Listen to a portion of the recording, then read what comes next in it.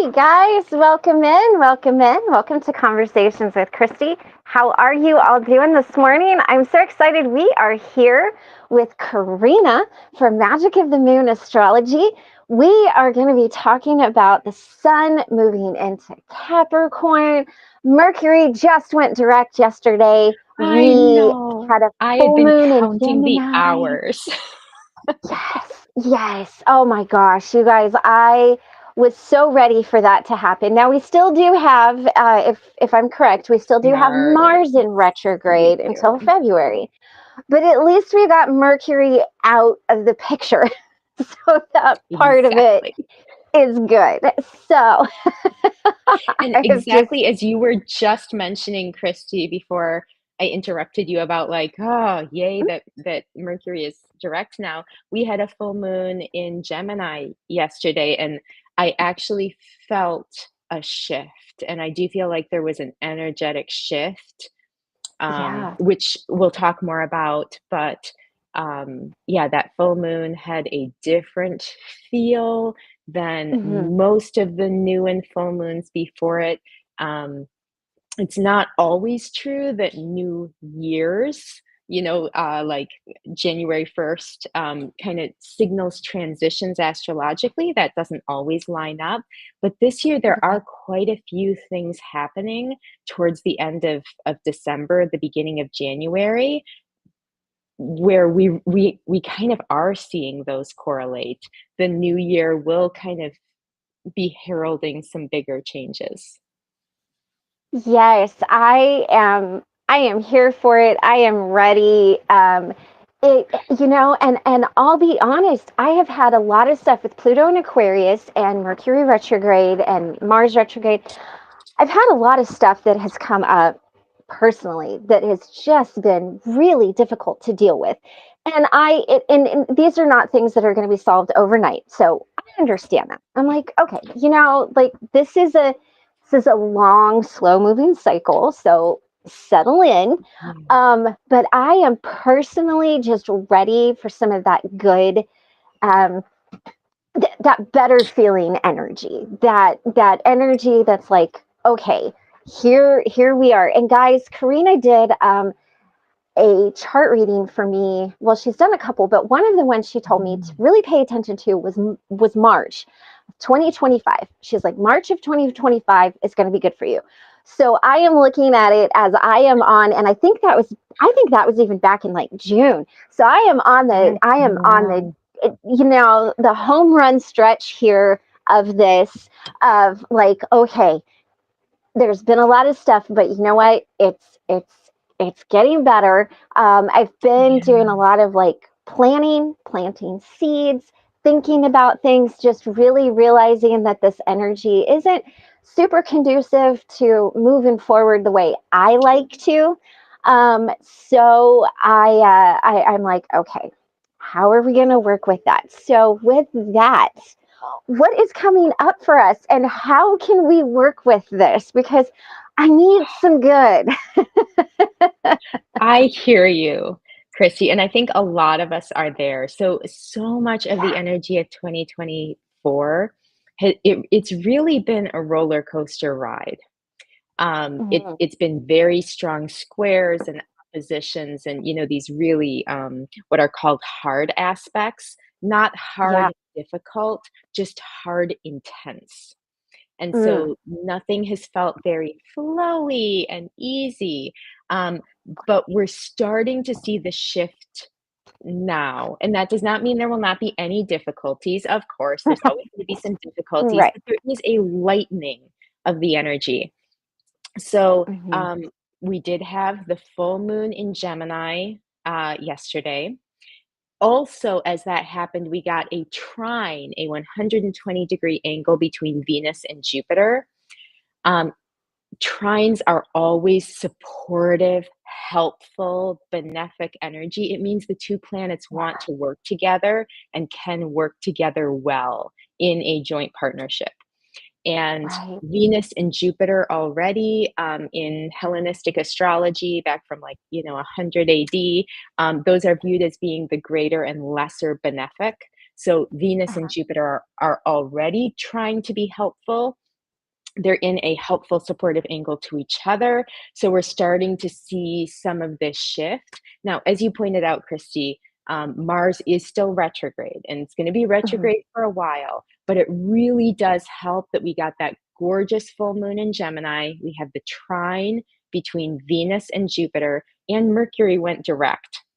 Those three Yeah. things do kind of cause a, okay, let me pull my head up for air, look around a little bit. Yeah. We've all kind of been in it. So we're Mhm. already, even just over this past couple of days, we're starting to see a shift in the energy. And Yeah. again, it doesn't mean things like Pluto and Aquarius disappeared. They're still there in the backdrop. Mars Right. retrograde still there in the backdrop, but we're starting to see some knots loosen where we'll be able to start moving some things forward. And I loved how you talked about using this time to plan, to plant Mhm. seeds. With Mercury Mhm. Mars retrograde, this was the perfect time to do that. We talked last month, the forward movement is harder with both of those Right. planets retrograde, but it's a wonderful time to reflect back, plan, strategize for the future so that when those energies get unstuck, we're able to kind of hit the ground running. Um, Yes. the sun moving into Capricorn this year, so we are at the 16th. The sun will move into Capricorn on the 20th. It's also important to remember that when the sun moves into Capricorn every year in the northern hemisphere, that signals the solstice, the time when Mhm. the darkness is at its greatest. Our days are at Mhm. the shortest. And Yeah. so there's invariably a shift that happens at solstice anyway towards increasing light and increasing hope. And Yeah. cultures, people for thousands of years have been celebrating solstice, winter solstice, as a time when, okay, spring is going to come again. The sun is gaining light again. Warmth is coming again. And so, Yes. even apart from all of the nitty gritty details of astrology, the start of Capricorn season signals, oh, all those seeds you dutifully planted as the days were getting darker and all those plans you made. Now you can start to see the light at the end of the tunnel, start to see where some of those are going to start blooming and rising. Mm. So Mhm. this is already a time of increased hope. And it is Right. important to remember darkness is not bad and light is not good. But, Exactly. you know, Yeah. but endless darkness is a little depressing. And so having a shift towards light is going to feel pretty subjectively good for all of us. Right, right. Well, and it's like it feels like we've been in a position where those knots have been. It's like somebody's pulling on both ends, and they're just getting tighter and tighter and tighter and tighter. And it is nice to kind of see some of that loosen, even if the Yeah. situations that we're in, like you said, Pluto and Aquarius, not going away. Even if the situations aren't going away, being able to maybe see those situations, understand them, something like that in a different light to help you manage it is just really beautiful. It's very encouraging, and especially like you said with the solstice and Yule and everything coming up, it really, guys, take a moment to just sit in gratitude. I Mm. mean, yeah, we all have stuff that is going on. We all have stuff that's crazy, but when we can just sit in gratitude, even just for a few minutes, and one of the things, Karina, I have encouraged everybody to do is at the top of the hour, set a timer for 5 minutes and just sit in gratitude. Just be thankful, hold the door open for somebody, try to be of service to kind of help with some of that. And being able to do that, I think, really helps with some of those energies. And as things are getting trickier, we might hopefully find ourselves in a little bit more of the Christmas Yule spirit, as it were. Um, it might have been kind of hard up until up until this point, but oh, I'm so glad. I'm so Yeah, glad. I we've had love. some. tricky energies for sure. We have Yes, had some tricky energies over this year and especially over the last few months. yes. I loved when you said Jupiter and Venus, even though I don't know everything there is to know. I was like, oh, Yes, yes, the with the, lighter energies. And it does yes. mean that, this kind of time frame, this middle of December, while that trine is in its strongest effect, this is a good time for kind of reorienting, resetting. Um, it is a good time to start things. Again, keeping in Mhm. mind that with Mars retrograde, we're not going to be hitting the ground running, moving as fast as we might hope to, but it is a Right. good time to kind of use some of this benefic supportive energy. And it's also interesting that Venus and Jupiter are both in air signs. Mm. Venus is in Aquarius and Jupiter is in Gemini. And Mhm. so much of 2024 has been characterized by a lot of more emotional energy and, Mhm. sort of feeling this roller coaster ride of energies. And, um, there are nice things and difficult things about all of the signs and all of the Right. elements. But one nice thing about having kind of an influx of air energy is there's a little more objectivity. Yes. And if we've been feeling emotionally just overwhelmed and spent, it can be really Mhm. helpful to be able to look logically at a situation Mhm. without all of the cloud of our emotional baggage with it and, eh, Right. dealing with it and feeling stuck with it for months and months. So I think that's one thing that this Jupiter Venus trine really gives us too, is it gives us some perspective and the ability Mhm. to look at our problems more objectively. And sometimes it is important to feel our feelings and just like Mhm. experience that, even if it's difficult. Mhm. Um, but Mhm. if we do that too long, we can kind of wind up in a hole and just Yes. feeling totally stuck in a rut and like it's too difficult to kind of climb out of that. And with Right. Venus, Right. Jupiter trining in air signs, we're reaching that point of like we're going to look around that hole and be like, I think these walls are not very high. I think I can actually climb out of this. And I feel Right. like that like objectiveness is just going to Uh-huh. feel helpful over these next Yeah. several weeks. Yes. And then we have a beautiful new moon in Capricorn on the 29th. So this will be, right after Christmas, right between Christmas and New Year's. And again, I kind of talked about how this year, not every year, this year, Uh-huh.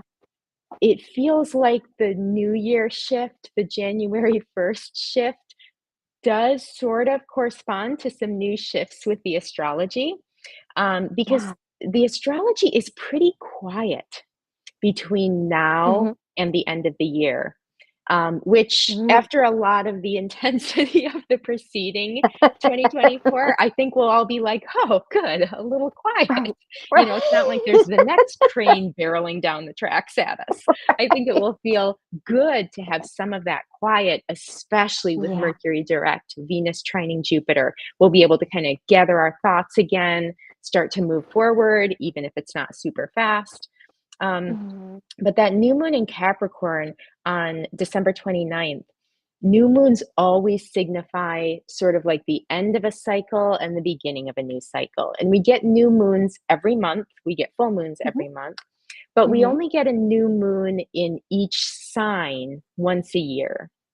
Yeah. Very occasionally, we'll get two. We won't talk about that right now, very occasionally, but typically we get one per year. So, this new Mhm. moon in Capricorn, we haven't seen this since last December. And Right. Capricorn is all about the grounded, disciplined, hard work.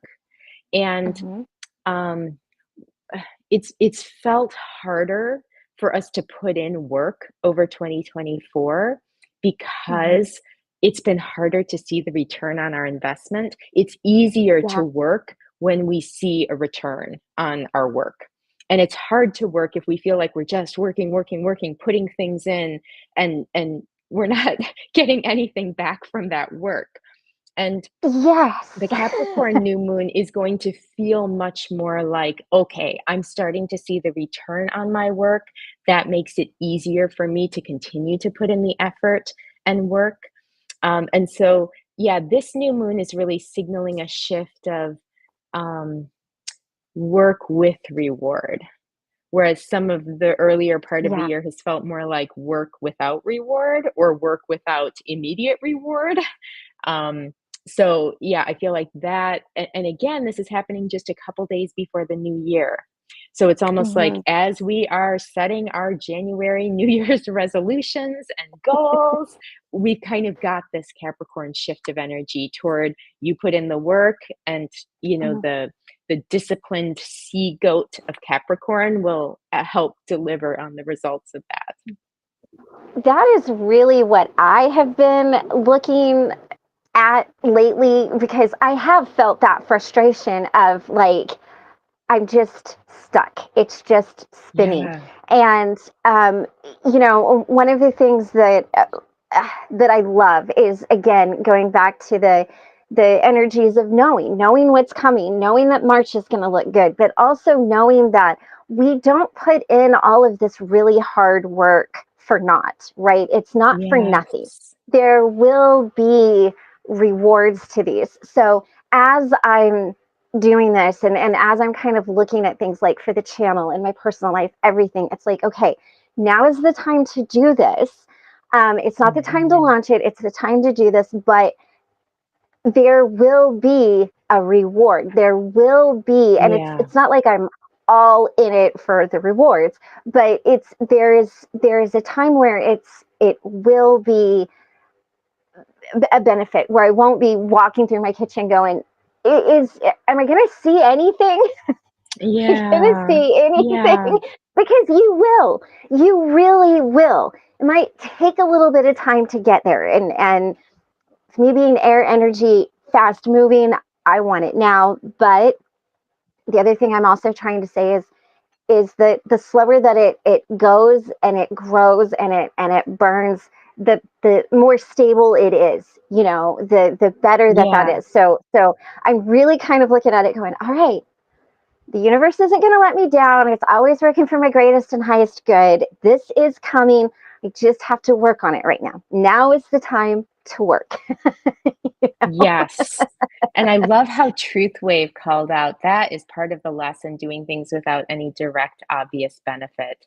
And Yeah. yeah, I think that is a lot of what many of us have kind of been learning and working through in Hmm. 2024, where you feel like you're putting in all the time and you're like, is this going anywhere? What if this isn't Yeah. going anywhere? How do I feel about it if I don't get any reward from this and it doesn't go anywhere? Right.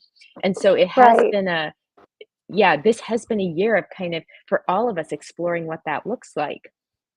And Hmm. oftentimes, I mean, of course, it depends on what we're investing in, but many of us, if we take, jobs or pastimes or relationships, if we knew it wasn't going anywhere, we Uh-huh. probably wouldn't be willing to invest. We're hoping to get something Right. back at some point.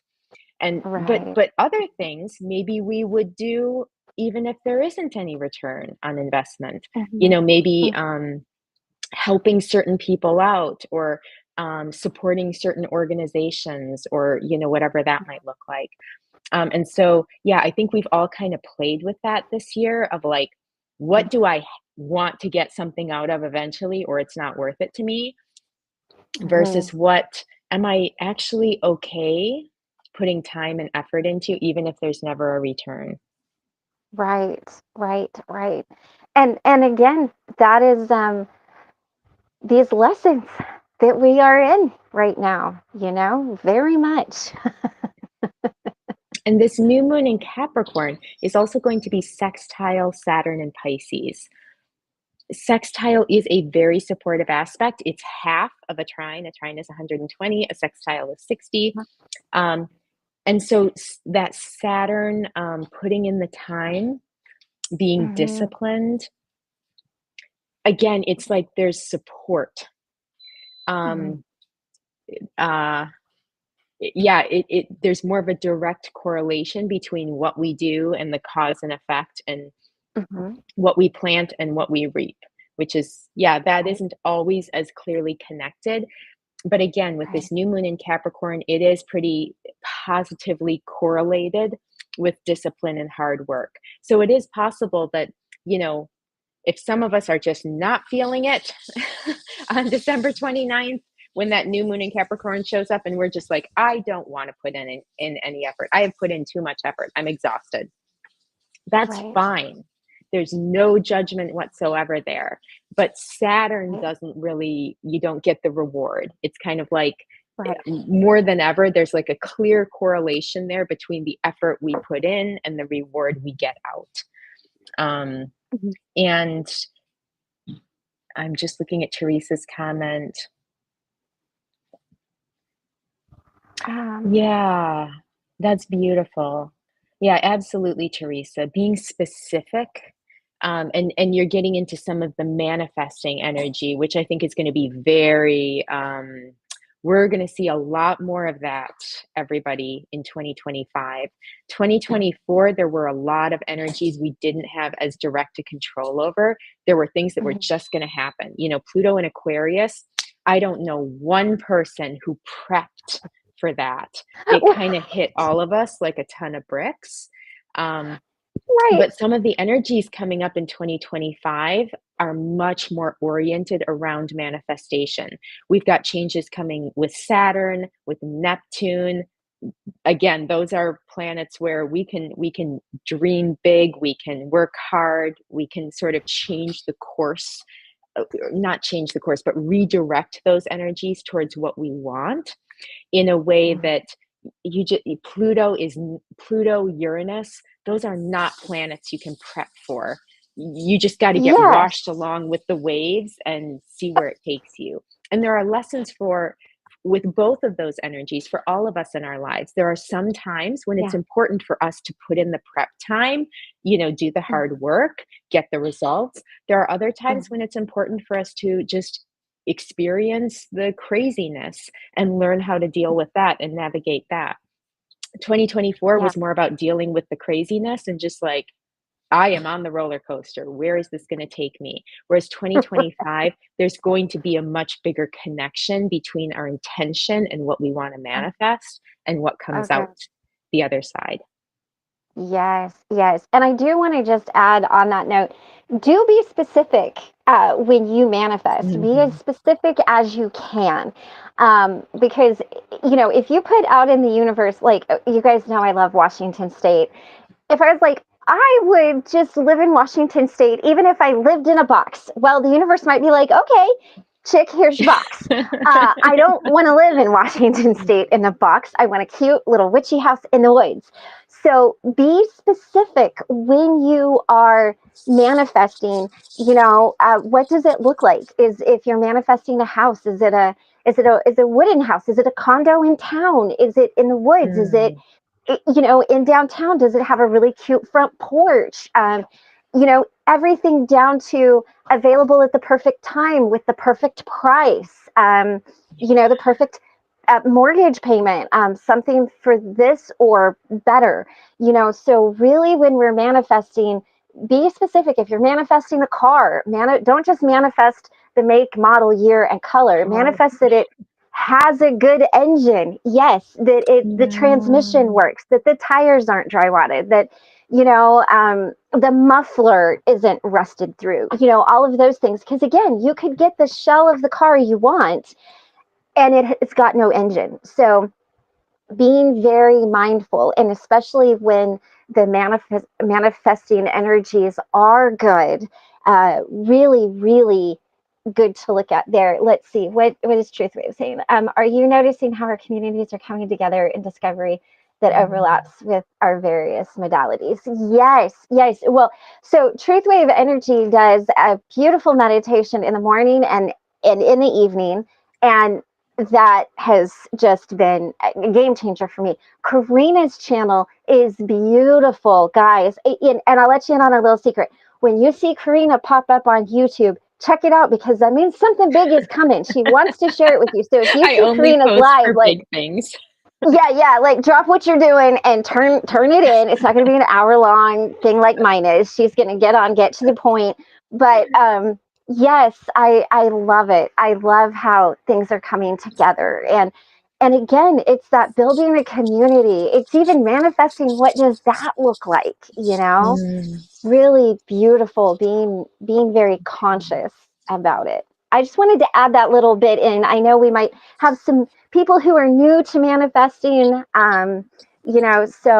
so really be very specific, and don't worry so much about the color of your house. You can paint it. Worry about the plumbing is good. And Karina, every time I talk about the plumbing, I think of us talking about the pentacles suits in our tarot card. It's a reference she makes a lot, guys. She's like, I does the love plumbing it. work? Yes. But again, very Too important funny. question, right? Right, That's kind right. of important. I would not think of that. And one thing, and I feel like this is leading so nicely into the next astrological event. So we have the new moon in Capricorn on December 29th. On January 3rd, Venus moves from Aquarius into Pisces. And as it moves in, the moon moves on top of it. This is a gorgeous um, uh, astrological event. It's fleeting because the moon moves Mhm, quickly, but Venus is mhm, exalted in Pisces, and so it is moving into the sign of its exaltation as the moon is mhm, coming on top of it. And there's even, um, I think there's going to be some, uh, not foretelling exactly, but Pisces, there are a ton of changes for mhm, Pisces in 2025. And so Venus moving into Pisces as the moon does as well. I think there's going to be a really strong um, preview of like, okay, the moon is so intuitive, it can see beyond yeah. what is obvious. Venus is kind of looking outwardly at relationships and how to interact with others and reading the room. And so I feel like Mm, with Venus and the moon conjoining, moving into Pisces, we'll get a sense of what some of this energy looks like for all of yeah. us in 2025. Yeah. And yeah, I feel like this is just a gorgeous placement. On that same day, January 3rd, that Venus moves from Aquarius to Pisces, conjoins the moon, Mercury moves out of its retrograde shadow. So Mercury is currently moving direct. Yay! um, but it's still in the period that it retrograded back through, and so now it's moving Right. forward again. But it gets out of that phase it retrograded through on January 3rd. So again, just a lot of increased clarity, opportunities to tap Mhm. into your intuition, get a sense for what's coming this year. Um, Yeah. yeah, and Truth Wave has quite a bit of Pisces and water That's, going on I in was their I chart, was it looking looks at it. like. I'm like, wow, it's a lot of water Yeah. there. Yeah, there will definitely be some changes. There's a lot of energy. We've had a lot of energy over 2024 in the fixed signs: Aquarius, Mhm, Taurus, Scorpio, Leo. Some of that we still keep. Pluto is still in mhm, Aquarius, which is a fixed sign. Um, but Uranus is going to be moving out of Taurus um, into Gemini.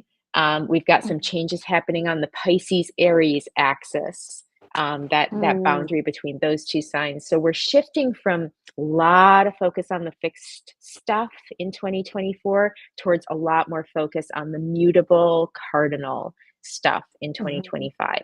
And I think one thing I'm excited about with that, regardless of exactly what these changes look like, is when a lot of things are happening in the fixed signs for a long duration of time, we all feel stuck.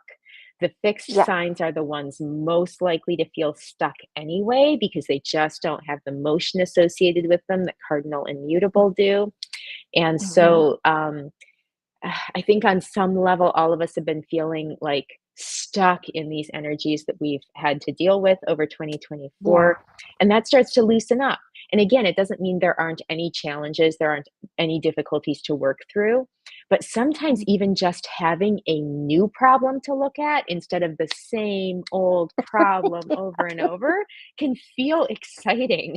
And so I think Right. all of the energetic shifts that are coming in 2025, we'll definitely be looking at different stuff in our lives, Right. which I think is going to feel good. But yeah, I think on that January 3rd, there's going to be a big opportunity for all of us to tap into our intuition, sort of get a preview of what's coming for Mhm. 2025. Again, with Mercury leaving its retrograde shadow, just increased clarity.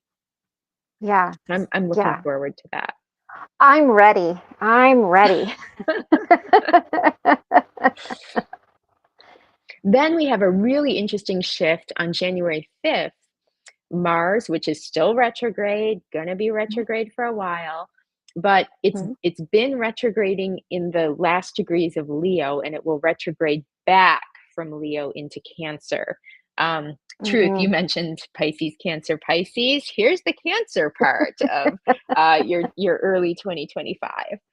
Um, and uh, Mars isn't particularly exalted or doesn't have a lot of strength in Leo, but Mars Mhm.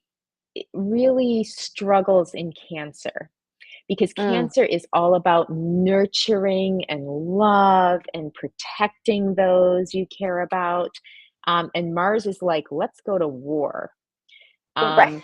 Let's go to battle. And so when you combine those Yeah. things, you really get that mama bear energy of like, if you appear to be between a mama bear and her cubs, she may want to tear you apart, even if did not mean any harm to the cubs Right. whatsoever. You were in the wrong place at the wrong time, and that mama bear energy came right at you. Right. So, Right. for all of us, with retrograde Mars moving into Cancer, there's going to be some of that energy. We're all going to feel defensive. We may take things the wrong way. We may assume people are attacking us or family members, friends, people close to us. Um, Mhm. and our instinct will be to kind of lash out, defend, Mhm. protect, go to war Mhm. for those we care about. Um, Mhm. and so it's going to be important from January through definitely end of February, Mhm. to kind of temper our responses. Our Mhm. first instinct of going to war to defend family and Right. friends, it's important to make sure they're actually being attacked before we get Mhm. out on our war path.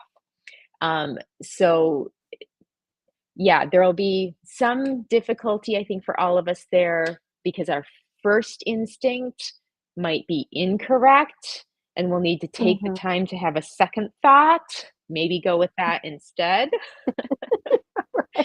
But I think we'll I'm all really kind of listening struggle with to this. that.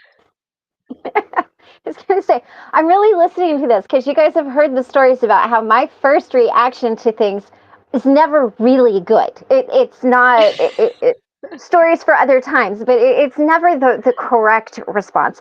So now I'm like, okay, all right, January through end of February, be nice. And not that I'm not a nice person. It's just my responses are very swordsy and very airy. And so, and you throw that Cancer moon in behind there, and it sounds like I need to be very mindful of what is what we know to be true. What do we know to be Yeah. true? Not what do we perceive to be true, what do we feel is true, but really looking at what do we know to be true. It sounds like it's going to be a good thing to really look at, and that possibly doing a little bit more spiritual journaling around these things that come up for us might be a better solution as opposed to picking up the phone or the text or sending a voice clip. Really journaling it out first, seeing what we know to be true and responding appropriately. And that is more for myself, guys, because I'm going to go back and rewatch this, write all of this stuff down.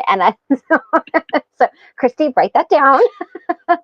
Well, and one thing I will say, just to balance, your critique of yourself, is mm, sometimes someone does mean harm to the cubs. Yeah. And Right. in those cases, there are times when it is important to stand up Yeah. for others and defend others.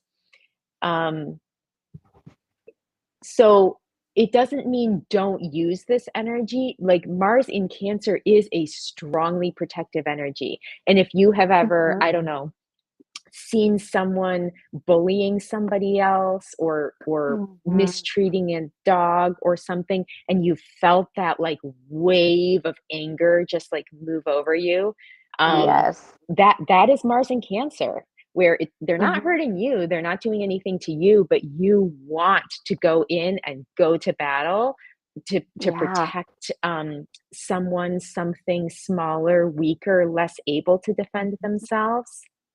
So Mhm. it doesn't mean don't use this, but especially with Mars being retrograde, Mhm. reflection is such an important part of Mars retrograde.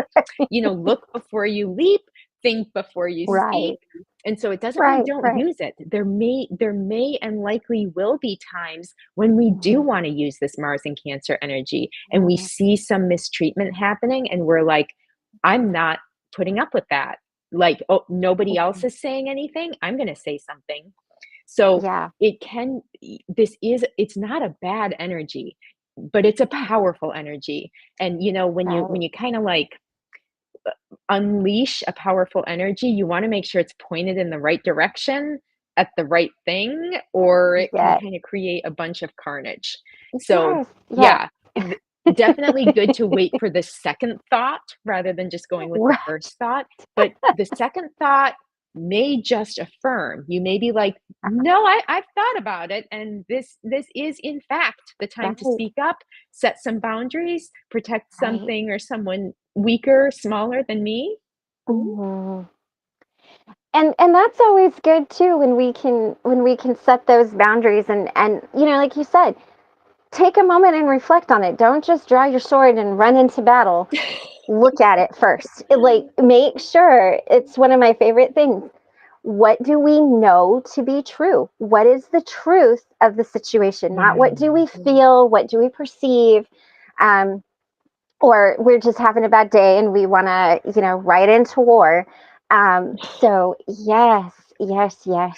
And It's I think what's hard about Mars and Cancer is Cancer is not oriented around logic, reason, rational thought necessarily. right, Cancer right. is intuitive and Hmm. gonna kind of, Cancer wants to do what it feels, not what it Right, thinks. And right. so, yeah, I think it is a little bit more challenging for all of us when it's like we have the feeling, we feel compelled. It's hard to step back and say, well, let me think about this logically, you know, because it's like our brain is not in that zone. Our brain is Right. 100% in that deeper, more primitive, more intuitive, flowy Hmm. place. Logic Hmm. doesn't exist there. So it's almost like we need to take that step out, evaluate the logic, and then decide if we want to step back into the Cancer waters or not.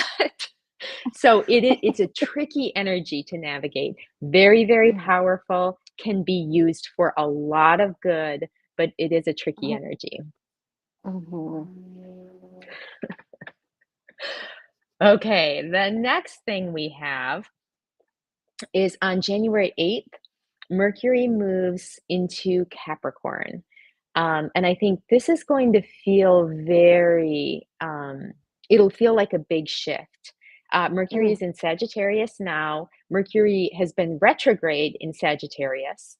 So, Mercury is moving direct now. Again, great.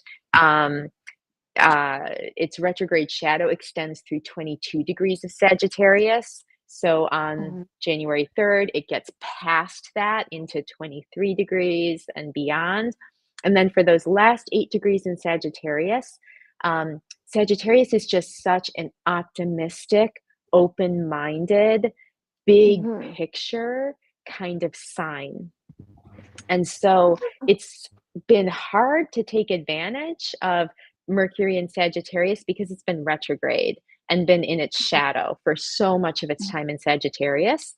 Mm. But normally Mercury in Sagittarius is kind of like that cheerleader energy of like, you go, you got this, you can do it. Whether we are saying that to other people, whether we are saying that to ourselves, it's just like, Mhm. yeah, that positive reinforcement. You got this. And Yeah. we will get some time of Mercury in Sagittarius after it's gotten out of its retrograde shadow between January 3rd and January 8th. But it's 5 days. It's Yeah. not Yeah. it's not tons of time. So definitely Right. trying to take advantage of this, these few days between the 3rd and the 8th. Um, Mhm. yeah, if you're the positive affirmations, vocalizing your manifestations, really Mhm. letting that belief, that certainty settle into your heart and soul. Because when Mhm. Mercury moves into Capricorn, it's not that Mercury in Capricorn is bad, but it doesn't have that same optimism. Mercury in Mhm. Capricorn is much more like, well, if you work hard enough for it and deserve it, you can get it. Whereas Mercury in Right. Sagittarius is just like, no, you got it regardless. It's just going to happen. Good things are Right. coming. Right. So there Right. will be a shift there, and it can be really helpful to almost bottle up some of that optimism, just Mhm. feel that somatically in our body, Mhm. and sort of Yeah. carry that with us when the optimism isn't quite as overpowering. Um, Right. and with the Mm. sun already in Capricorn and then Mercury moving into Capricorn, we're kind of starting to get a stack of more of the disciplined, responsible energy, which again is not bad. And especially when we get Mars moving direct, things are going to feel like, okay, yeah, we're putting in the work, we're getting some results, things are good. Yeah. But it's just not quite as like fun and lighthearted as that Mercury in Sagittarius, that just you got Mhm. this kind of energy. So enjoy that 3rd through the 8th. It sounds like that would be a great day to write down a bunch of personal mantras, intentions, manifestations, make a vision board, whatever that looks like in those Yeah. 5 days to harness that you can carry with you throughout the rest of the year. Would that be a Oh, correct I assumption? love that.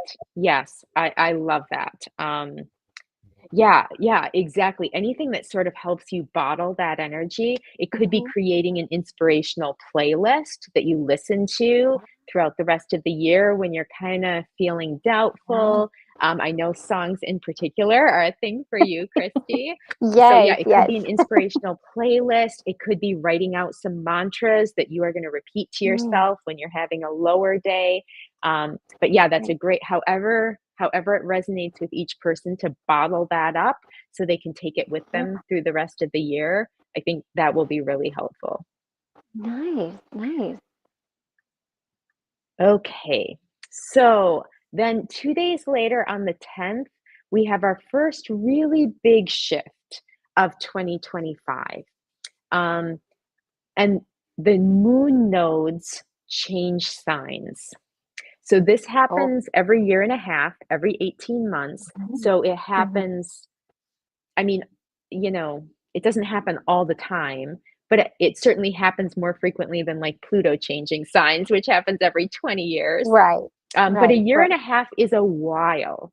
And Mhm. the moon nodes changing signs is significant because wherever those are, that's where the eclipses fall for that next 18 months. So Yeah. currently, we have been experiencing eclipses on the Aries Libra axis with the North Mhm. Moon node in Aries, the South Moon node in Libra for the past Mhm. almost 18 months. But on Mhm. January 10th, the nodes will move into Pisces and Virgo. So the North Moon node will move into Pisces, the South Moon node will move into Virgo. For those keeping track on the sidelines, you might notice that the nodes move backwards. the nodes always move retrograde. So the North Moon node is not moving from Aries to Taurus, as we would expect a planet to normally do. They will be moving, they always move backwards. And there's something compelling about even that, the fact that Mhm. the moon nodes always move retrograde. There's this Mhm. sense of revisiting, reflection. Um, the eclipses also are times when we can't see the normal light with our physical eyes, and we have to kind of close our Yeah. physical eyes and look with our inner eyes. So it's a time of it's not straightforward. Wherever the nodes are, wherever the eclipses are happening, it's not as simple as just like what you see is what you get. It's like, no, it's Yeah. highly likely that whatever you're seeing is not what you're going to get. And there's a misunderstanding, and there's something you don't understand yet, and it's going to look Mhm. very different. So, Right. there's sort of some, I don't know if I want to, it's not quite ambiguity Mhm. around wherever the nodes are. It's not quite Mhm. ambiguity because it's not like the nodes deliberately cloud things. Neptune deliberately clouds things, but Mhm. there's a sense of there are some important pieces you aren't seeing. You are Mhm. seeing what you're seeing, but there are key pieces that affect the outcome that you aren't seeing, that you don't know about yet. Um, Right. and the shift from Aries to Pisces is a big shift because we're basically going from the beginning of the zodiac all the way to the Mm. end. Right. So, which again, that's not really the normal direction. Usually you go from Aries to Taurus to Gemini to Cancer, and you go through the zodiac in a nice, regular, consistent order. And there's a progression in the energies, each of the signs. Mhm. So it's not often that we have energy where we're going from the first zodiac sign backwards to the very last Right. zodiac sign. So Right. this is a Right. particularly large shift. Um, Mhm. and if we think about um, the North Moon node brings excess energy.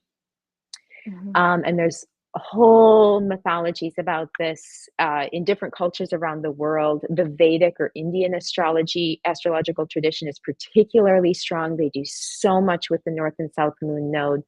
They view the North Yeah. Moon node as the head of the dragon, Mm. which contains the mouth. And the idea Mhm. is the head of the dragon, the mouth taking in energy, taking in energy. There's a whole Mhm. mythology around the story of the dragon, but the idea is it gets cut in half. And so the head and the tail of the dragon are separated. Um, and the idea is so the head has excess energy because it has the mouth. It eats and eats and eats, but it's never full because it has no stomach, because the stomach is now Right. part of the severed other half of the dragon. And then the Right. south Right. node is where there's a lack of energy, deficient Yeah. energy. Because even though the head, the mouth is taking in food, nourishment, none of that is making it through to the tail of the Yeah. dragon. So Mhm. um, we would anticipate with the North Node moving from Aries into Pisces, there's going to be an increase in Piscean themes in our life. Mhm. In Pisces, it's very intuitive, very Mhm. watery, very like strong emotional component. Um, Mhm. Pisces is also kind of that universal oneness sign because it is that last sign of the zodiac, the one where, if we think about like a normal lifetime, Aries being the baby, all the way through to the end of the life, which is Pisces, as we start to Right. contemplate death, getting kind of our soul going wherever it goes Mhm. next, joining the larger consciousness, whatever that looks like, that's very Piscean Right. energy. So stronger themes there. Um, and then if we look at the opposite, the South Node, it's moving from Libra to Mhm. Virgo. So this has been Mhm. an area where there's been kind of deficient energy. So Mhm. Libra is all about balance, harmony, getting along, looking at both sides, weighing the scales, being fair. Um, Right. I feel like just subjectively, there has been kind Mhm. of a dearth of that energy over the past year and a half. Right. Not many of us have been all nice and fair and balanced and looking for Mhm. harmony. There's been a lot of divisiveness. Um, Yeah. but we're seeing that lack of energy, that deficient energy, moving from Libra to Virgo. Mhm. Virgo is detail oriented, it's service oriented. Mhm. So for example, like, the waitress at the restaurant, some the valet who, I don't know, is helping park cars at a fancy restaurant or something. Virgo is that Mhm. kind of helper servant energy. Mhm. And it's very detail oriented, it's very discerning, it's a perfectionist. It Mhm. looks at something and sees not what is great, but what could Mhm. be improved. So Mhm. with the South Node moving into Virgo, there will be less of that energy, less of Mhm. that, I want to help and serve somebody else. Kind of, will be more likely to make mistakes because we're not being detail oriented. We're lacking, we're like, you know what, it's good enough. Right. Whereas Virgo would be like, no, it is not good enough. It is not perfect yet. And Right. so, Right. we'll kind of be experiencing some of these type of energetic shifts with the nodes changing Mhm. sign. And then we'll start getting eclipses there uh, as well when we get into kind of the March time frame. Eclipse season. So I have always learned that North and South Node, North Node is what we're here to do, and the South Node is the karmic past, the stuff that we bring with us. And we are naturally more comfortable in our South Node. And the North Node is very difficult for us to get into because it's what we're here to do. And people whose nodes get activated during this time, it is a big, because I know there was a few years ago that, my nodes were activated, and it really was a time of big change. It really Mhm. is a time of kind of looking at your life in a whole different way. So this is where having your birth chart would be very beneficial to you to see where the nodes are. And I should mention, if you do have your birth chart, it's not going to show your south node, it'll show your north node.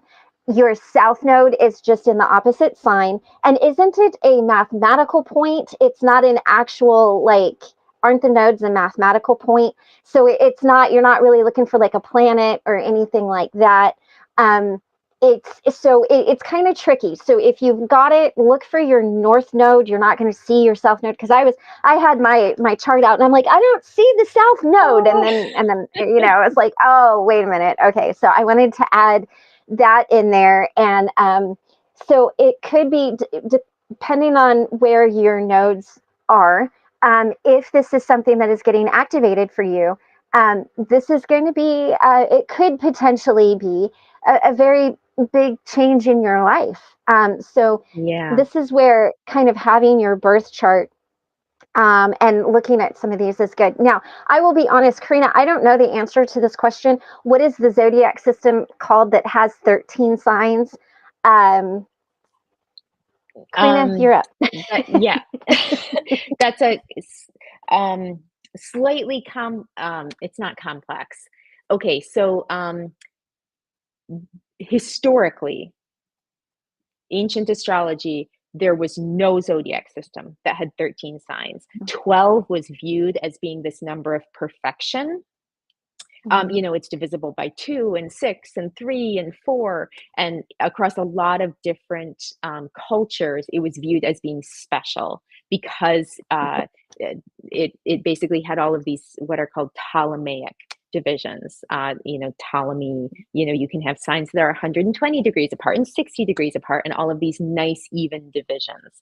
Um, Mhm. in the 20th century, okay, if you look at the ecliptic, which is not the same as the equator, And the reason I'm Mhm. going into depth on this for the 13 signs is because this is going to be relevant if we're going to talk about the North and South Moon node too. So I get to kind of Uh-huh. feed two birds with one scone. There you go.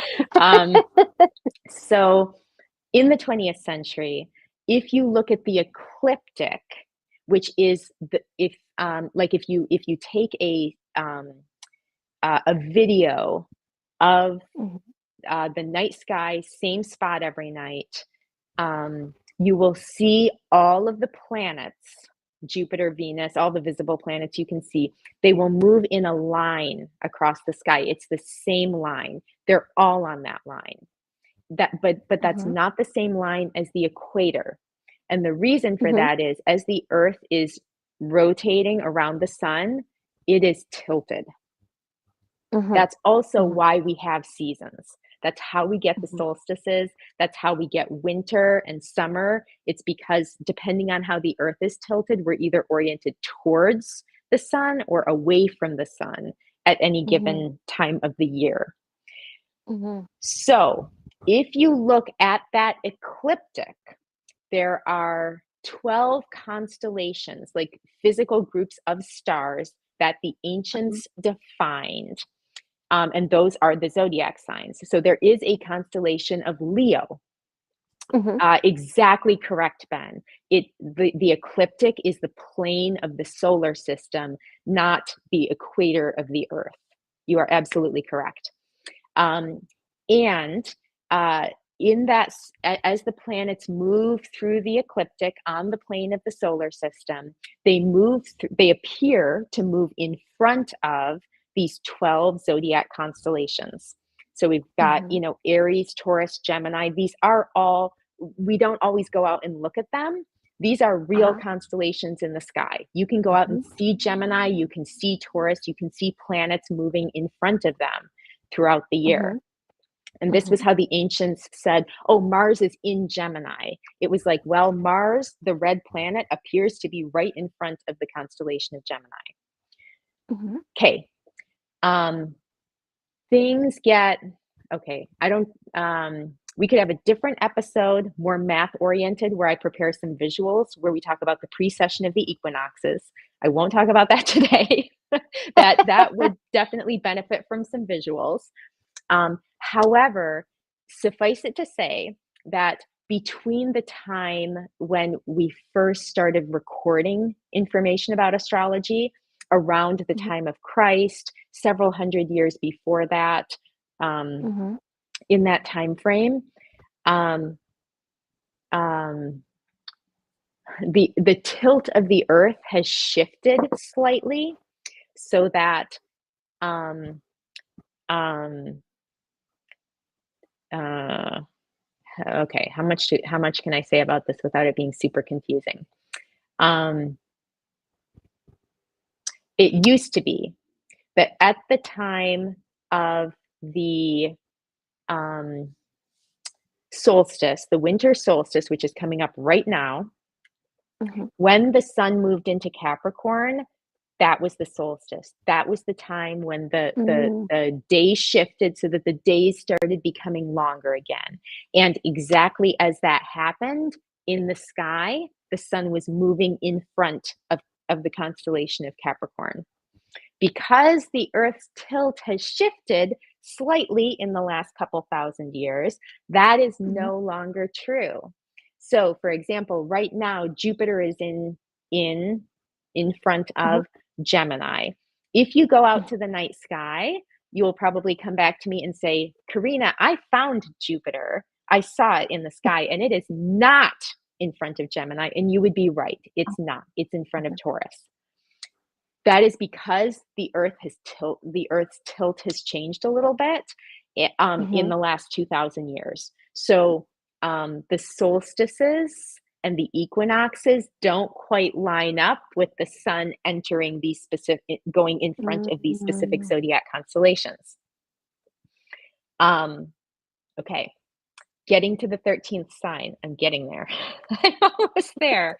Um, so if you look at that ecliptic and you look at these constellations around the outside, there is a 13th constellation that technically is in the plane of the solar system. Mhm. And again, the ancients didn't use it because they wanted to simplify into 12. You Mhm. know, they thought 12 was a very special number. But there is Mhm. the foot of Opacus, which is another mythological figure, which is technically in the zodiac. So the sun does technically move in front of it. All of the planets do technically move in front of it. From an astrological standpoint, no one has ever used it. But I feel like Mm. it pops up every few years as kind of Mhm. a new system. As new astrologers discover it, they're like, oh my gosh, look, the sun moves in front of this other constellation too. This constellation is very old. It's also from the Hellenistic era. The Uh-huh. ancients didn't do anything with this 13th sign Mhm. because um, uh, we could even talk about the tropical versus sidereal zodiac at some point. We will not do that today. Suffice it to say, we don't, Mars being in front of Gemini right Mhm. now in the 21st Mhm. century, it's not physically in front of Gemini anymore, anyway. So a planet being in front of the 13th constellation doesn't physically matter now. We base the start of our zodiac signs in the West off of the solstices and the equinoxes. So we Mhm. say that whenever we hit the shortest day of the year, that is the start of Capricorn, regardless of where the sun is, whether it's actually in front of Mm. Capricorn or Mhm. Sagittarius. Okay, So it's so so it's kind of like speed limits. You kind of only take it's there, but you don't actually have to use it. No, I'm teasing everybody. it is. Don't speed. Yes. It's a It suggestion. Kidding. I'm yes. kidding. Yes. Do not speed. It is very similar to that, where the zodiac system, when it was developed several thousand Mhm. years ago, everything sort of lined up perfectly, and they created it so it lined up perfectly. Or not Mhm. created, they Mhm. defined it so that it lined up Mhm. perfectly. But as things have continued to move and change, it's gotten a little fuzzy. So there are Ah. people who will, mention the 13th sign, kind of use the 13th sign. Um, I'm not against the 13th sign. It is true that all of Mhm. the planets, as they go around the ecliptic, the plane of the solar system, they will. They have a very small degree of intersection with that 13th Mhm. sign of Opacus. Mhm. Opacus. Um, Mhm. but I don't know any astrologers who use that for Mhm. anything because it was Mhm. known in those days. It wasn't used in those days. There could be ways that you could, maybe Mhm. study it, look at what happens when the planets move in front of it, interpret it Uh-huh. in some way. Um, so it's not a new system. It's kind of um, adding something to the existing system. Mm. And of course, there's all kinds of difficulties. Like if you want to add it in, it's only about a 5-degree thing. So then um, you sort of, it Oh. wrecks the symmetry of like every sign being 30 degrees. You're like, oh, and here's a Ah. 5-degree thing. And then something else has to be 25 degrees. So Oh, it's gotcha. complicated. It's complicated. Right. Oh, And I mean, Ben, I who have, clearly has a science brain, I'm loving this. yeah. Um, Yes, it basically it is, yeah, and it's not specifically for slow orbits, it is exactly for the Earth tilt. And Ben, if you go to YouTube and look up the precession of the equinoxes, you can see visually what is happening. For people who are interested, this is going way too much in the weeds, so this is the last thing I will say about this today. Um, if people have heard the phrase Age of Aquarius or Age of Mhm. Pisces, those ages are based on the precession of the equinoxes and the tilt of the earth changing over time. Mhm. So, Mhm. kind of us leaving the age of Pisces, entering the age of Aquarius, this is all based on this same concept of the tilt of the earth changing. And it changed our zodiac signs so that the solstice um, no longer correlates with like the sun moving in front of Capricorn. Anyway, there's a whole bunch of super fun and interesting science there. I won't go any further into that. Um, we could do a separate episode on that if people are interested. I'll be honest, most people I have talked to about this are not interested, so we can stop there. Um, the last thing I will say, because this is applicable to the nodes, the north and south Uh-huh. moon node, you are exactly correct, Christy, that they are mathematical points. If you look up in the sky, there is no north or south node to see, nothing to point Mhm. your telescope at. Um, Right. the north and south moon node represent the points where the moon's orbit around the Earth intersects the ecliptic. So we know that the Earth is tilted on its side. Fine. There's a Mhm. plane Mhm. of the solar system. The Earth is tilted with Mhm. respect to that. That's fine. The Mhm. moon's orbit is also tilted with respect to the ecliptic. So that means as the Mhm. moon rotates around the Earth, there are 2 points at which Mhm. it intersects the Mhm. plane of the solar system. 2 points every month that it intersects. One, it Mhm. intersects as it's kind of going up above the plane, Mhm. and the other, it intersects as it's coming back down below the Mhm. plane. The point where it's intersecting the plane of the solar system going up is called the north moon node. The point where it's coming down below the plane of the solar system is the south moon node. Um, and so they really are just points, but they're important Mhm. points because they are the points where the moon, which is the closest astronomical body to the Earth, they are the points where the Mhm. moon intersects with all of the other planets, where it touches Mhm. the plane of the solar system that Pluto, Uranus, everything else is in. So they're viewed Mhm. as these important points of where energy from the other planets can sort of enter in to Mhm. our physical reality on Earth. Because the moon, the ancients kind of viewed the moon once they learned about, the heliocentric model of the universe, the sun being at the center. They viewed the moon as being very special because it was so close to us. And so it was Mhm. almost viewed as being like a go between, like Mhm. energies coming from the wider solar system would come through the moon. So those moon Mm. nodes were these important touchstones that the moon had every Right. month as it went around the zodiac, and had an opportunity to sort of get a download of energies from the other planets. Nice. Nice. That may have been too much math. I don't know, but No, done. no, no, no, No no. more math I for today. I've got to say, I think it's so interesting to listen to you talk about this because I'm just like, I had no idea there was all of this stuff. I used to, guys, I'm not even going to lie. I used to think, oh, I want to learn astrology. And I got some books and I was kind of looking through it. And then I met Karina and then I was like, And then you I were like, can't no, do I this. don't. And Oh, boy. not because I'm not smart enough to do it or anything. I am not that like one tracked in depth, like learn it all kind of thing. I'm like, you know what? Everybody has their strong points. Mine is not astrology, but I have a friend who gets it all. So I'm just going to ask her questions when I'm confused.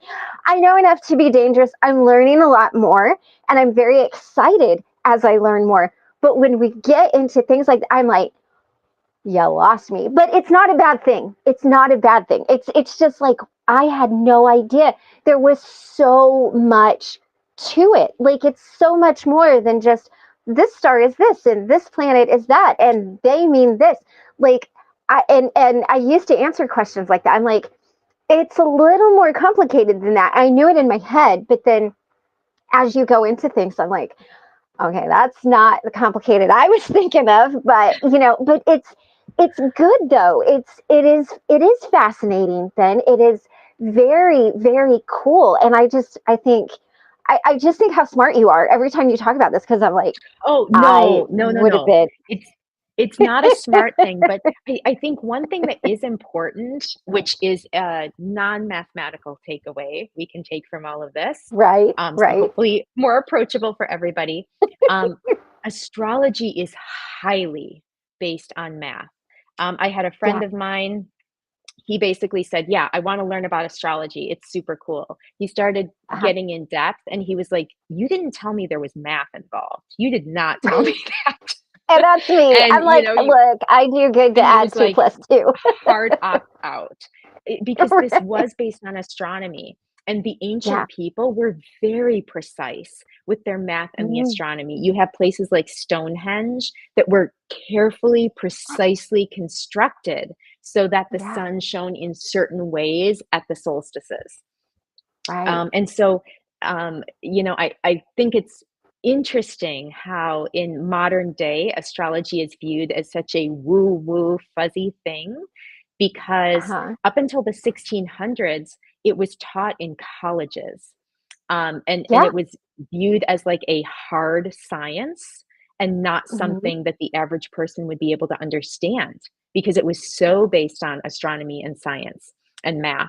And Mm. then we come into the modern era and they're like, oh, it's woo woo. It's like Right. fuzzy wuzzy. And it's like, it's actually not. You can It's argue not. whether it means something, but the actual Right. science behind there is so much math behind the different house systems. Yeah. For example, Placidus, whole sign, Coke. Anyway, um, I could geek out on all of that stuff forever. I will You not. know. But it is cool to realize there's a whole bunch of math and science behind Mhm. this. And in fact, astronomy was only developed because people believed that the movement of the planets meant something. And if Uh-huh. something crazy was going to happen the next time there was a solar eclipse, people were pretty motivated to calculate when the next solar eclipse Right. was going to be. And so Yeah. astronomy and astrology were the same science for many Mhm. years throughout the Hellenistic era. And it used to be, in the 1600s, you couldn't even become a medical doctor without taking classes in astrology. So I think it's that's very crazy. weird that it's gone from that to like, oh, it's woo Yeah. woo. Um, Yeah. Yeah. Well, Public perception, it changes. and I love science, but you guys, math is not my thing. I am not joking you when I tell you, like, you ask me adding like 8 plus 9, guys, I'm not joking. I got to do it on my fingers. So when it comes to math, I'm just like, oh, okay, but it is amazing. And it's amazing how, um, and even Ben has said it, how accurate a lot of it is, and how you see things, and they line up, and they all of this. So we Mm. should definitely just go into it. Maybe we'll do that sometime next year. Well, obviously we're not going to do it this year, but next year, and just I'll just sit back and be like, go. You Go. can talk all of the things because I'll be like, okay, I had a question, uh, that and that, But it is interesting because I know that there are a lot of people, Ben being one of them, who would love this type of Mhm. talk and really, and I just find Mhm. it fascinating. I'm like, I had no idea. So no, I think it's great. Level us up in our intellect a little bit. It's very good. And I'm noticing that Ben called out it's 180 degrees out of phase, like true north or south. Yeah, that's exactly right, Ben. Like, and again, if you picture like there's the plane of the solar system, and then there's the moon's orbit. You can picture the 2 points at which those two circles intersect. They are going to be exactly opposite each other. So it's Mhm. almost like by definition, Mhm. where one is the north, the opposite point is going to be the south node. So it is Yeah. totally 180 degrees out of phase. Okay, Awesome. I'm going to get back to some stuff that, No, less it's less good. It's all mathy. good. It's interesting. I love it. But hopefully this does give people some appreciation for the moon nodes changing sign, because again, they are mathematical points, they are not real planets, but they Right. indicate these points where the moon intersects briefly with Uh-huh. the greater solar system, all the plane that all of the other planets are on. And so as with and Christy, you were starting to bring this up too before we got into the whole, math part of You're this good. episode. You're good. Um, It's okay. you were talking about how You've learned the North Moon node represents evolutionary purpose, soul Hmm. direction. The South node indicates karmic stuff, things from past Hmm. lives that we've brought into this life. Um, Hmm. I totally subscribe to that. I think that. Hmm. Um, it not every astrologer does, however. There are Yeah. different branches of astrology. Some of them don't do anything with the North or South Moon node, Hmm. which feels a little crazy to me because they bring eclipses. There's something in, those are pretty prominent, visible astrological and astronomical events. Hmm. But yeah, for sure, if you look at your birth chart, if your north and south nodes in your birth chart are also in Pisces, Virgo, you'll be getting a nodal return or a nodal reversal. Um, and you'll, John, your brain is already full for the day. It's okay. We're not gonna, yeah, we're no more math.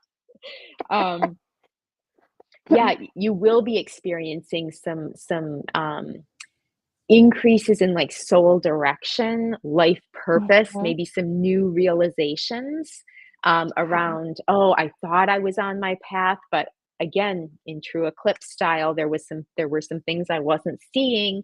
I'm seeing more clearly now. Um, Yeah. and if anyone has strong placements at all, sun, moon, north and south moon nodes, any big things in Pisces or Virgo, the Hmm. eclipses will be moving over those important points in your chart and will be activating those over the next 18 Hmm. months. So again, Yeah. expecting that in those areas of your life, wherever those fall in your chart, whatever houses those fall in, um, there probably will be some areas where you're like, wow, I didn't even see that. And now I do. And I want to change direction and do something different accordingly. Hmm. Or there may be things where many times eclipses bring endings and new beginnings. And it's often Hmm. because of that, they show us something we couldn't see before. We see something Yeah. from a totally different perspective and we feel the need, whoa, I don't want to do that anymore. Let's close it down and end it, go start something new. So Yeah. yeah, anyone who has any strong points in on the Virgo Pisces axis, um, yeah, expect the unexpected, expect changes, Hey, expect rattle. to see things in a different way than you've seen before. Hmm. And for people with strong placements on the Aries Libra axis, the Hmm. nodes and the eclipses are moving away from you now. Yeah. Um, so if there have been some super crazy changes and you're like, I don't want any more changes, we're moving towards the end of that. Right. I remember because mine are in Scorpio and Taurus. And I remember when mine were activated, guys, that was like a tough 18 months. Now, that doesn't mean it's going to be tough for you. It was a lot of opportunities for me to learn and see things and realize that some relationships were as strong as I thought they were, some Mm, were not.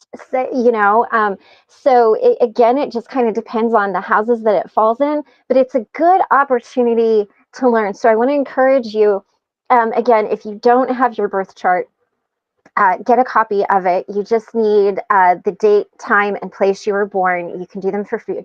For free, I yeah, encourage like you if you're looking for astro.com is a yes, great place. and I'm encouraging you guys too. If this is really your thing and you're just like, I want to know more about who I am and what this looks like, book a reading with Karena, get a brand new notebook and lots of pages and just write it all down, guys. I promise you will be so thankful because I understood so much more about myself, my direction, what I was going, what I was here for after that reading. Because before I was just kind of like, slinging stuff at a wall, hoping something stuck. And I'd be like, oh, it's this.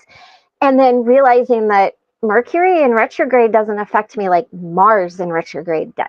You know, my Chiron is a much bigger deal than what it Mm, is in some people's charts. Those kind of things. So I really want to encourage you, get a copy of your birth chart, even if it's just a free copy. If you've got the ability, if somebody's asking you what you want for Christmas, magicofthemoon.astrology.com here. I want a birth chart reading with Karena. Thank you. Trust me, you'll thank me later. We so did do kind. we did do something was a while ago, but Karina actually read a little part of my birth chart. So if you want to know Hmm. what that even looks like before you sign up for it, go back and talk about that or watch that. If because we've been talking a lot about mutable, fixed, and cardinal Yeah, signs. We did a whole cardinal. thing over We the did an summer over episode. that. Hmm. So you can go back and check that out. And I'm not going to be on. So from December 23rd to January 6th, I'm taking off from the channel. That's a great time to Oh, get your notebook, catch up on all of that stuff, come back on January 6th, aligned and ready to go. And we're going to hit 2025 running. But I just wanted to mention that because there are some things where you cool. do really kind of need to know where that is. But anyway, continue Hmm. on with Capricorn and Yes, what we have coming our way. I We're love not what done. Dawn is saying. Dawn is saying my double Aries Pisces rising ass still feels attacked. And We love you, God. yes. And the eclipses, we do have the nodes moving out Mhm. on January 10th. They'll be moving out of Aries Pisces into Virgo Libra or Virgo Pisces. But yeah, again, if you've got the Aries Pisces stuff done, yeah, you'll kind of be, it will feel different. It will feel different Yeah. because it will be the North Node versus the South Node. North Node in Aries. Um, well, no, it's still gonna, I don't know. Yeah, it's gonna hit you for sure still. Um, but I think the thing I love about the eclipses and wherever the moon nodes are is sometimes we really need a little bit of like perspective shift or Hmm. reset in our lives. And the Yeah. moon nodes bring that where Hmm. again it's almost like we feel like we're not seeing the full picture. We start seeing with our inner eye rather than our outer eyes, and we just get all of this clarity. Yeah. So it will probably bring good things. I feel like the Hmm. eclipse is always, we want to see more clearly. We want like a different perspective in an area in our life where maybe we've been stuck. Um, Right. so I feel like they bring really good things. It's just, of course, sometimes when we're making big changes, sometimes those feel amazing. And we're like, yes, I just got my dream job, but other Yeah. times they may feel more challenging if it's, for example, the Hmm. end of a relationship or something like that. Um, Right. Right. but I am excited for the moon nodes to change signs. We've all been dealing with a lot of Aries Libra over this Hmm. past 18 months. So it will be good to kind of shift the area of our life where we're Yeah. experiencing perspective shifts and seeing new things. A couple of days later, on January 12th, we have the full moon in Cancer. We get this, once a year. Um, Uh-huh. the moon rules Cancer. So this is just a beautiful full moon every year. Yeah. It is 4 degrees away from the retrograde Mars in Cancer, probably in the most perfect world.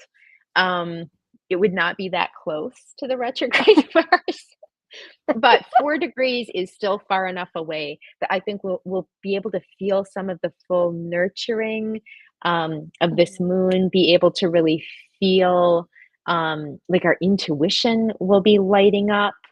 Um, and again, if we think about the retrograde Mars as kind of like planning, strategic kind of Mhm. energy, the intuition of the Cancer full moon combined with some of that reflection, strategy, planning of the retrograde Mars might actually be a pretty good combo. But I think this is just going to it will feel um, nourishing. Like nourishing is kind of the word that's coming to mind. And Good. this is also, this full moon in Cancer is going to be trine Neptune at 27 degrees of Pisces right now. And so there's this, Neptune helps us get in touch with our dreams, our hopes, Mhm. what we can Mhm. envision for ourselves. So, coming back to some of that manifesting energy we talked about earlier, this is a Mhm. wonderful full moon for setting some intentions, vocalizing some mantras, being very clear, specific, direct with with the Mhm. manifestations.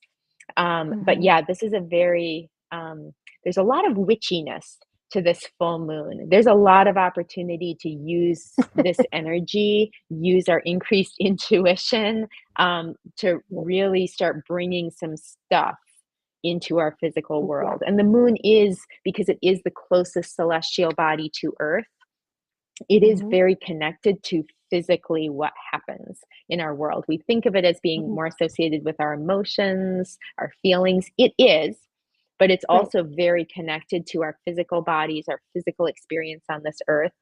So, yeah, wonderful time to, you know, maybe do some rituals, set some intentions, vocalize some Mhm. manifestations that we want. The energy will be strong for that. I love it. Love it. All right. And the last big thing we have to talk about is on January 18th, Venus will move on top of Saturn in Pisces. Um, Mhm. and I really like Venus Saturn together in general. Like it is Mhm. amazing for setting correct boundaries in relationships and, Mm. putting structure and boundaries around whatever we're creating. So Venus is very Mhm. artistic, but sometimes if Mhm. we are writing a book or we are creating a painting, we kind of get Mhm. lost in the process and we never really finish and it kind of drags on and we're just like a little bit more Yeah. here, a little bit more there. Venus conjoining Saturn, we get stuff done, and so Mhm. there is this sense of completing that book, completing that painting. Mhm. Yeah, if Mhm. any of our relationship boundaries have been feeling very fuzzy wuzzy and ill defined, Mhm. it's a wonderful time for solidifying those. And I Mm. think this is an especially gorgeous conjunction because Venus is exalted in Pisces. So Venus Mm. kind of has the edge in this interaction. Um, so there's Nice. more Venus than there is Saturn. And again, Venus is all about, the flowiness, the creative force. Mhm. Um, Mhm. yeah, and so we'll feel all of that in a heightened way, but Saturn being there will feel like, okay, I'm ready to finish this. I'm ready to sell it. I'm ready to um yeah, there's a Nice. there's a completion element Right. to Saturn. And then Venus is in Pisces. We said, let's see, it moved into Pisces on January 3rd. So it's going to be there for about a month. It's starting to slow down. It's going to retrograde, I think, in March. But it's going to be in Pisces, exalted in Pisces for about, the whole month of January. Mhm. So, yeah, use that energy, feel the creative juices just flow. We'll be able to create better things, more elevated Okay. things, Yeah. tap into the deeper creative fires within us much more Mhm. easily over this month of January than we have in a while. So it's a wonderful Nice. time to let your creative self be free. Venus is also very social, loves, finding kindred spirits and people to spend time with. So there's also a lot of great energy around maybe finding creative inspiration from other people around you, feeding off of each other's Mhm. creative energy. So yeah, I feel like this January is going to feel really beautiful from that perspective.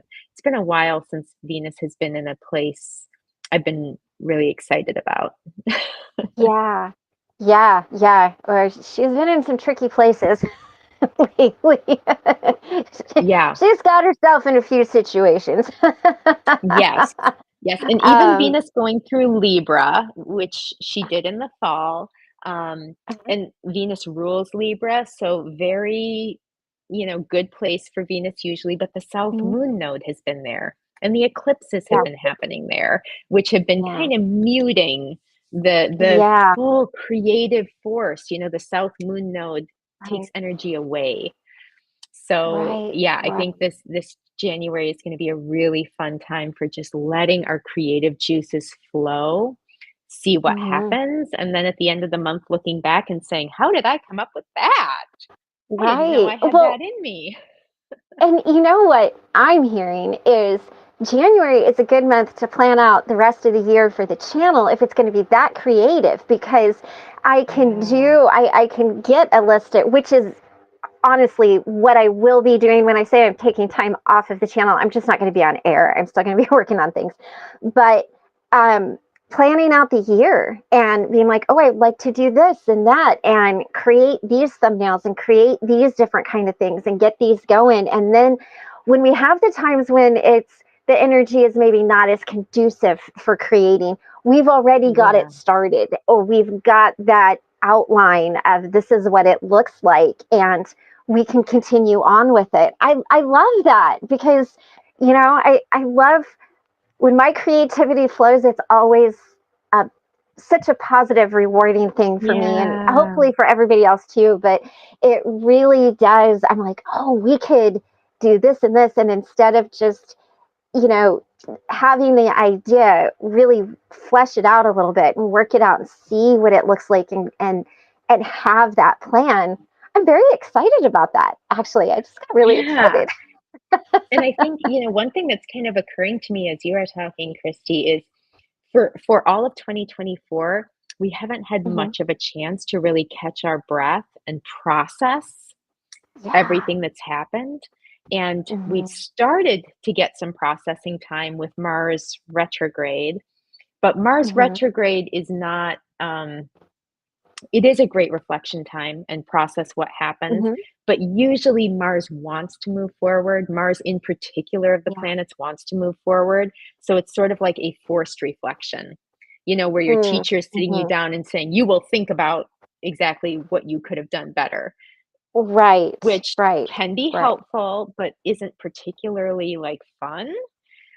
Yeah. Whereas Yeah. Venus spending time in Pisces will be able to process everything that happened in 2024 and bring some good out of that. Even if there Hmm. were really difficult times, difficult experiences, Yeah. yeah, creating some art around that, music, whatever that looks like. But Hmm. yet, we'll be able to start integrating whatever we went through. It was not for nothing.